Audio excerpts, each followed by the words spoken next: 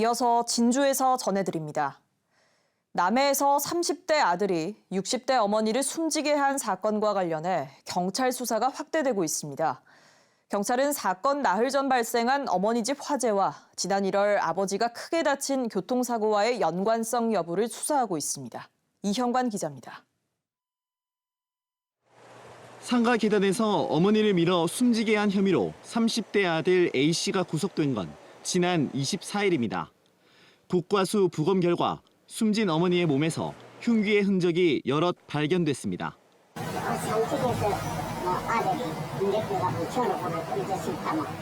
A씨는 우발적인 범행이었다고 진술하고 있지만 경찰은 최근 A씨 부모가 겪은 다른 사고들에 주목하고 있습니다. 지난 1월 남해에서 A씨가 몰던 아버지의 화물차가 전신줄을 들이받으면서 조수석에 나란히 타고 있던 아버지는 크게 다쳐 현재 의식을 회복하지 못하고 있고 어머니는 전치 10주 진단을 받았습니다. 유일하게 안전벨트를 맸던 A씨만 크게 다치지 않았습니다. 당시 블랙박스 칩도 빠져 있었던 것으로 조사됐습니다. 당시 이 사건은 어머니가 처벌 불원서를 제출하면서 공소권 없음으로 불송치됐습니다. 그 당시에 아무리 했다 하지만은 어머니 아버지하고 옆에 타고 가는데 그렇게 전봇대를 정면으로 그대로 받아버릴 수가 있나. 어머니 살해 사건 나흘 전에는 어머니가 홀로 거주하던 주택에 불이 났습니다. 최초 신고자였던 아들은 출동한 소방관에 자신이 화장실에 있던 어머니를 구출했다고 진술했습니다. 당시 단순 화재로 판단됐지만 이번에 A씨가 구속되면서 뒤늦게 정밀 감식이 진행되고 있습니다. 근간에 이제 연속적으로 이루어진 것으로 보여지기 때문에 그 모든 사안을 열어두고 저희들이 이제 들여다보고 있는 거죠.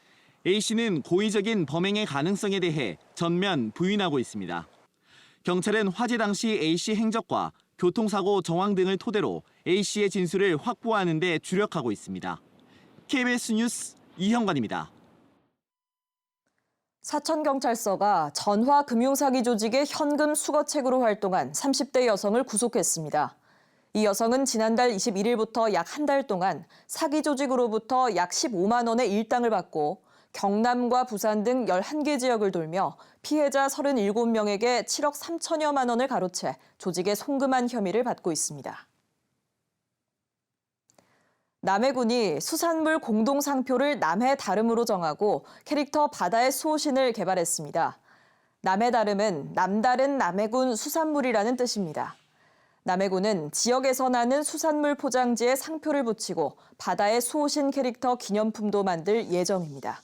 지금까지 진주에서 전해드렸습니다.